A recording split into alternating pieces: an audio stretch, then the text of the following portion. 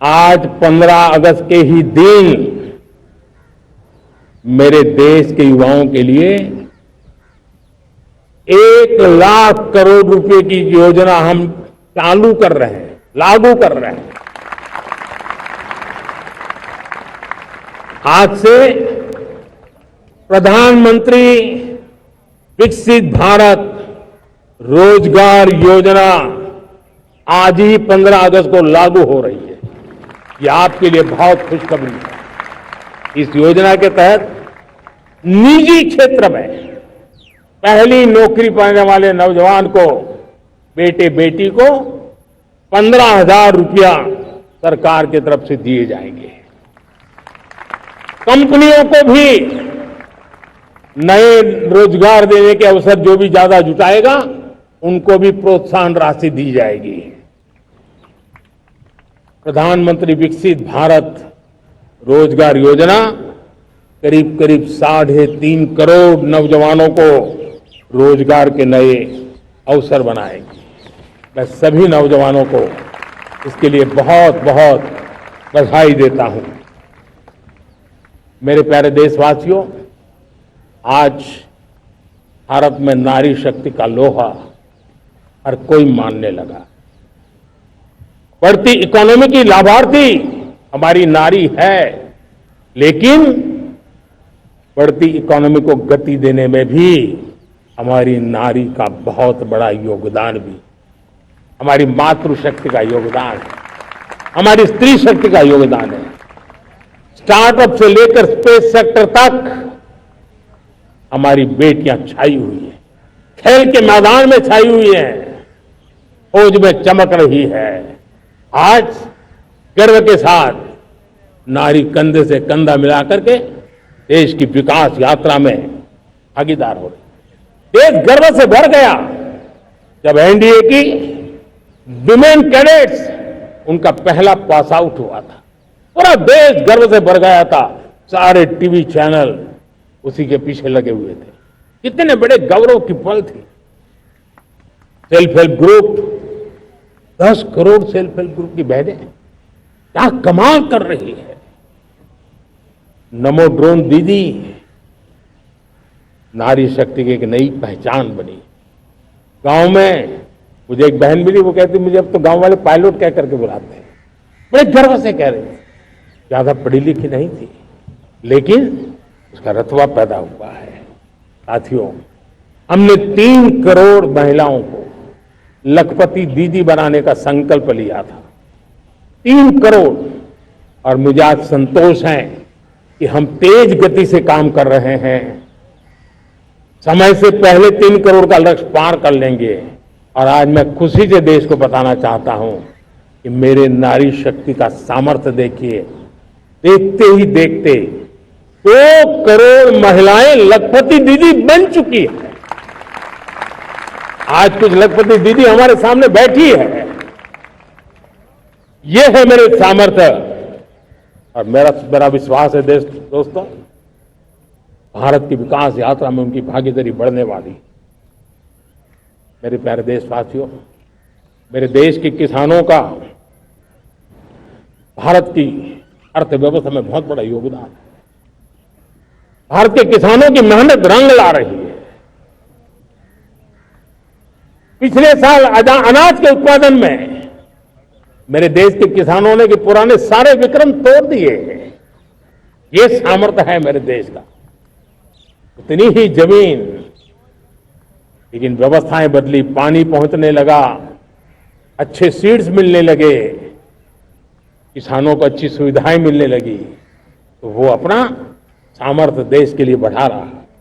आज भारत दूध, दाल, जूट जैसे उत्पादन में नंबर 1 है दुनिया में। आज दुनिया का दूसरा सबसे बड़ा फिश प्रोड्यूसर, मेरे मछुआरा भाई बहनों की ताकत देखिए। फिश प्रोड्यूसर में दुनिया में हम दूसरे नंबर पर पहुंच चुके हैं। आज भारत चावल, गेहूं, फल और सब्जी के उत्पादन में भी दुनिया में दूसरे नंबर पर पहुंच चुका है। साथियों, आपको खुशी होगी, मेरे देश के किसान जो पैदावार देते हैं, आज वो उत्पादन दुनिया के बाजार में पहुंच रहा है। 4 लाख करोड़ रुपया एग्रो प्रोडक्ट का एक्सपोर्ट हुआ है। ये मेरे देश के किसानों ने भी ताकत दिखाई है। हम छोटे किसान हो, पशुपालक हो, मछुआरे हो, देश के विकास की अनेक योजनाओं का लाभ आज हम उन तक पहुंचा रहे हैं। पीएम किसान सम्मान निधि हो, रेन वाटर हार्वेस्टिंग हो, सिंचाई की योजनाएं हो, क्वालिटी सीड्स हो, फर्टिलाइजर की आवश्यकता हो, हर क्षेत्र में आज और किसान को एक भरोसा हो गया है फसल बीमा का। वो साहसिक बना रहा है, उसका परिणाम भी देश को मिल रहा है। जो पहले कल्पना की बात थी आज हकीकत बन रही है। देशवासियों, हमारे देश के पशुधन को बचाने के हमें कोविड की वैक्सीन मुफ्त में मिली, वो तो याद है, लेकिन हम पशुधन के लिए भी अब तक 125 डोज मुफ्त में पशुओं को लगा चुके हैं।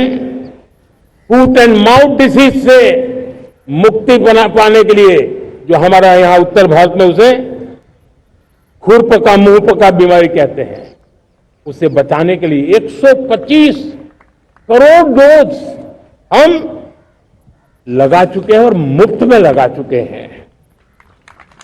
हम खेती के मामले में देश के वो जिले जहां के किसान औरों से पीछे रह गए, किसी न किसी कारण से 100 जिले ऐसे हैं जहां अपेक्षाकृत कम खेती है, और इसलिए हमने 100 जिले आइडेंटिफाई किए हैं पूरे देश में से, और वहां के किसानों को एम्पावर करना, किसानों को शक्ति देना, किसानों को मदद करने का एक अभियान चलाया है।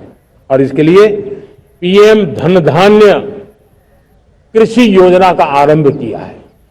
पीएम धन धान्य कृषि योजना वो देश के 100 जिले जहां थोड़ी सी भी मदद कर देंगे तो वहां का किसान भी भारत के अन्य किसानों की बराबरी कर देगा।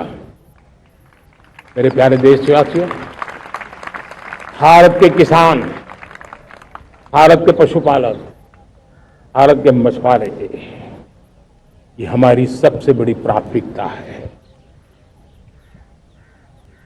भारत के किसान, भारत के मछुआरे, भारत के पशुपालक, उनसे जुड़ी किसी भी अहितकारी नीति के आगे मोदी दीवार बन के खड़ा है।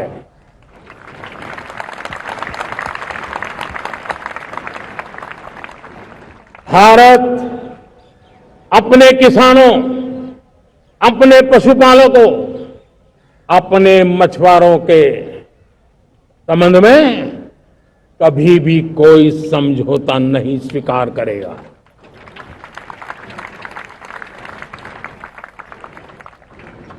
प्यारे देशवासियों, गरीबी क्या होती है मुझे किताबों में पढ़ना नहीं पड़ा है, मैं जानता, सरकार में भी रहा हूं, और इसलिए मेरी कोशिश रही है कि सरकार फाइलों में नहीं होनी चाहिए। सरकार देश के नागरिकों की लाइफ में होनी चाहिए। दलित हो, पीड़ित हो, शोषित हो, वंचित हो, उनके लिए सकारात्मक रूप से सरकारें प्रोएक्टिव हो, सरकारें प्रो पीपल हो, उस दिशा में हम निरंतर प्रयास कर रहे हैं। समाज के हर जरूरत व्यक्ति के लिए, कुछ लोगों को लगता है कि सरकार की योजनाएं पहले भी आती, जी नहीं, हम सरकार की योजनाओं को जमीन पर उतार रहे हैं, सैचुरेशन पर बल देते हैं, और सामाजिक न्याय का अगर कोई सच्चा एजुकेशन है तो सैचुरेशन में है, जिसमें कोई हकदार छूटे नहीं, हकदार के घर तक सरकार जाए और उसे अपना हक की चीजें मिले, उसके लिए हम काम कर रहे हैं। जनधन अकाउंट जो खोले गए ना, वो सिर्फ बैंक का अकाउंट था ऐसा नहीं है। उसे एक स्वाभिमान मिला था कि बैंक के दरवाजे मेरे लिए भी खुलते हैं, मैं भी बैंक के दरवाजे में जाकर के टेबल पे हाथ रख करके बात कर सकता हूं। यह विश्वास हमने जगाया है। आयुष्मान भारत ने बीमारी को सहने की आदत से मुक्ति दिलाने का और उनको अच्छे स्वास्थ्य के लिए मदद करने का काम, और जब हम वरिष्ठ नागरिकों को 5 लाख रुपए से ज्यादा मदद कर करके उनके आरोग्य की चिंता करते हैं।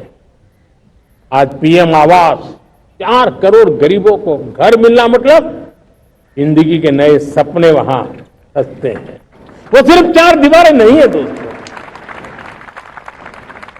रेहड़ी पटरी वालों के लिए पीएम स्वनिधि योजना, जो कभी ब्याज के चक्कर में फंसा रहता था, आज पीएम स्वनिधि से रेहड़ी पटरी वाला भी, और आपने देखा वो यूपीआई से पैसे लेता है, यूपीआई से पैसे देता है। ये बदलाव आखिरी व्यक्ति तक चिंता लोगों की लाइफ में सरकार होनी चाहिए।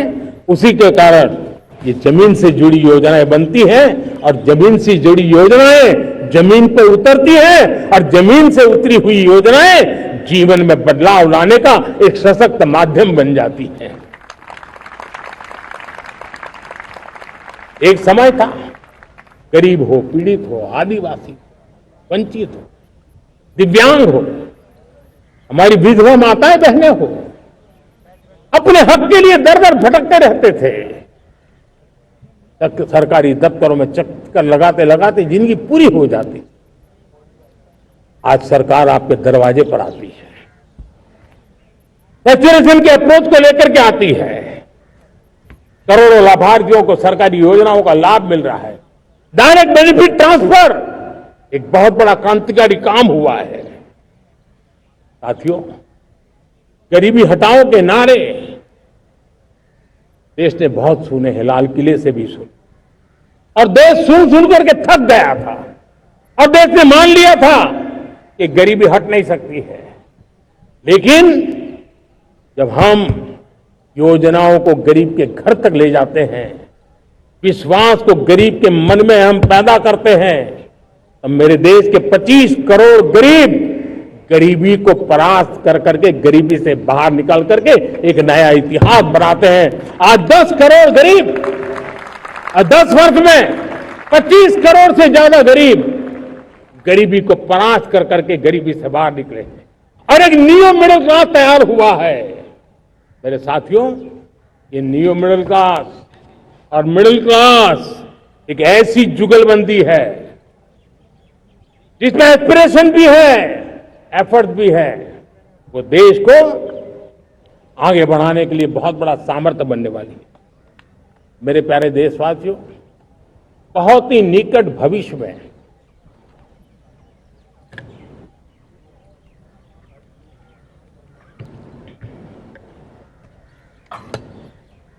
मेरे प्यारे देशवासियों, बहुत ही निकट भविष्य में महान समाज सुधारक महात्मा ज्योतिबा फुले जी की 200वीं जयंती आ रही है। हम उस जयंती के समारोह शुरू करने जा रहे हैं, और महात्मा ज्योतिबा फुले के सिद्धांत, उन्होंने जो मंत्र दिए, उसमें हमारे लिए प्रेरणा है। पिछड़े को प्राथमिकता, पिछड़े को प्राथमिकता देते हुए हम परिवर्तन की ऊंचाइयों को प्राप्त करना चाहते हैं। हम इसके लिए परिश्रम की पराकाष्ठा करना चाहते हैं। हम पारदर्शी नीतियों के द्वारा पिछड़ों को प्राथमिकता, ये हम धरती पर उतारना चाहते हैं, और पिछड़े के जीवन में उतारना चाहते हैं। साथियों, रेहड़ी पटरी वालों के लिए स्वनिधि योजना हो, या हमारे हुनर वाले, हाथ से काम करने वाले विश्वकर्मा योजना की बात हो, आदिवासी में भी जो पिछड़े रह गए हैं उनके लिए पीएम जनधन की योजना की बात हो, हमारे पूर्वी भारत को विकास में पूरे देश के अंदर बराबरी में लाना और उनको नेतृत्व देने की दिशा में काम हो। हम सिर्फ समाज पिछड़े हो उनकी चिंता तक अटकने वाले नहीं है।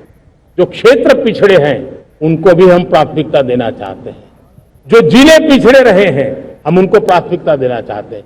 जो ब्लॉक पिछड़े रहे हैं उनको प्राथमिकता देना चाहते हैं। हमने 100 एस्पिरेशनल डिस्ट्रिक्ट, 500 एस्पिरेशनल ब्लॉक, उसी मिशन में काम किया है। हमने पूर्वी भारत के विकास के लिए हजारों करोड़ रुपए के इंफ्रास्ट्रक्चर के प्रोजेक्ट को बल दिया है।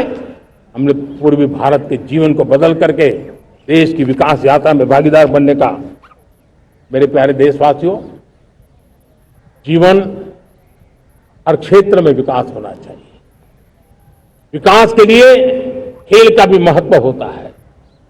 और मुझे खुशी है कि एक जमाना था जहां बच्चे खेल में अगर समय लगाते हैं तो माँ बाप ज्यादा पसंद नहीं करते थे। आज एकदम से उलट गया है। अगर बच्चे खेलकूद में आगे आते हैं, रुचि लेते हैं, तो माँ बाप गर्व से भर जाते हैं। मैं इसे एक शुभ संकेत मानता हूं। मेरे देश के परिवार के अंदर खेल को प्रोत्साहन का वातावरण मैं देखता हूं, मेरा मन गर्व से भर जाता है। मैं इसे देश के भविष्य के लिए बहुत शुभ संकेत मानता हूं।